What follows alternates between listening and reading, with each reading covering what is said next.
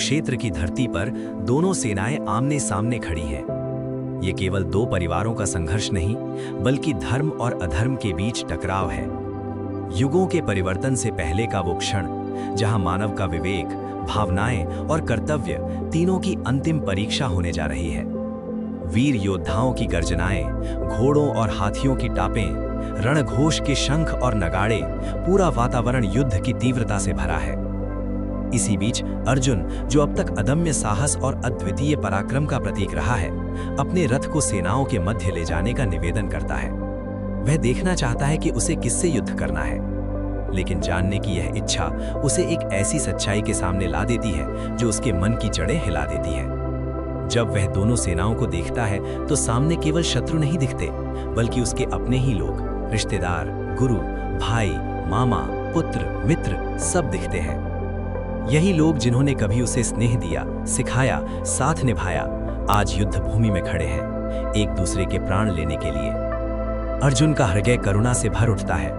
उसके शरीर में कंपन होता है, हाथ से धनुष ढीला पड़ जाता है, मन विचलित हो जाता है। वह सोचता है, मैं इनसे क्यों लड़ूं? इनकी मृत्यु से मुझे मिलने वाला राज्य किस काम आएगा? जीत, समृद्धि, सुख, इन सब का मूल्य क्या है जब अपने ही नष्ट हो जाएं? अर्जुन के भीतर गहरा मानवीय संघर्ष उठता है। वह देखता है कि युद्ध में केवल लोग नहीं मरेंगे, बल्कि परिवार टूटेंगे, वंश समाप्त होंगे, परंपराएं और संस्कार नष्ट होंगे। कुल धर्म नष्ट होने से समाज की नैतिकता गिर जाएगी, स्त्रियों की सुरक्षा, परिवार की स्थिरता, सब टूट जाएगा। वह कहता है, यदि यह सब हमारे कारण होगा तो हम ही अधर्म के भागी बन जाएंगे। यही अर्जुन का आंतरिक द्वंद्व अपने चरम पर पहुंचता है। वह युद्ध छोड़ने का निश्चय कर लेता है, धनुष बाण नीचे रख देता है और रथ में बैठ जाता है, पूर्ण निराशा और गहरे विषाद से ग्रस्त। पर में यह मानव मन का भीतरी दृश्य है। जब मनुष्य कठिन निर्णयों के बीच फंसता है तो मोह, दया, भ्रम, भय सब एक साथ हृदय पर आक्रमण करते हैं। अर्जुन का यह विषाद ही गीता का द्वार खोलता है। अब वह अपनी असहायता स्वीकार करता है। वह समझ जाता है कि अभी उसकी बुद्धि स्पष्ट नहीं है, और जब मनुष्य यह समझ लेता है कि वह भ्रमित है, तभी वास्तव में ज्ञान का प्रारंभ होता है। वह समर्पण के भाव से कहता है, मैं आपकी शरण में हूँ, मुझे सही मार्ग बताइए, मेरी उलझन दूर कीजिए।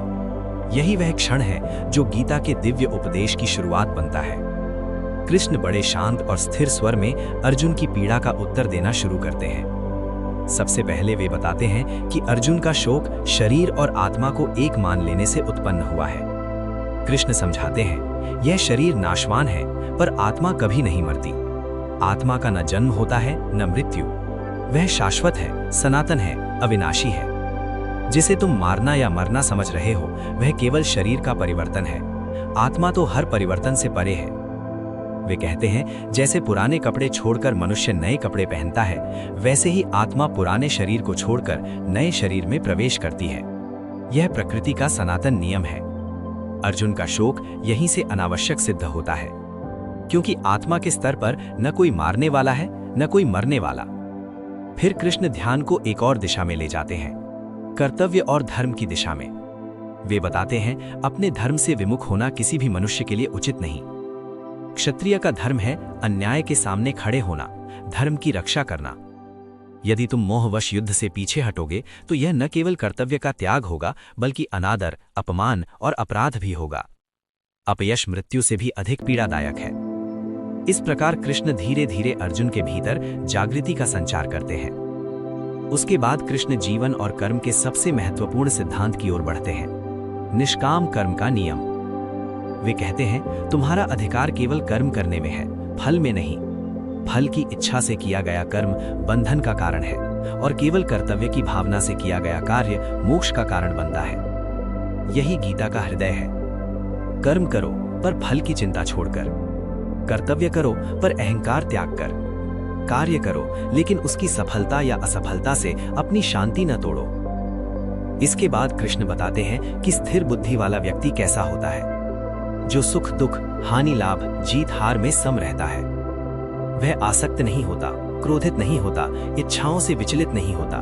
उसका मन शांत और स्थिर रहता है। ऐसे व्यक्ति को ही वास्तविक योगी कहा जाता है। कृष्ण कहते हैं, जिसका मन चंचल है वह बुद्धि को खो देता है।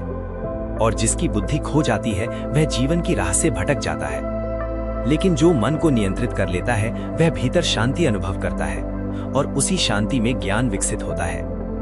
धीरे धीरे अर्जुन के भीतर स्पष्टता आने लगी। उसका मन पहले जैसी बेचैनी में नहीं था। उसे यह समझ आने लगा कि उसका दुख उसके अज्ञान से उत्पन्न था, न कि परिस्थिति से। अर्जुन का मानसिक अंधकार टूटने लगता है।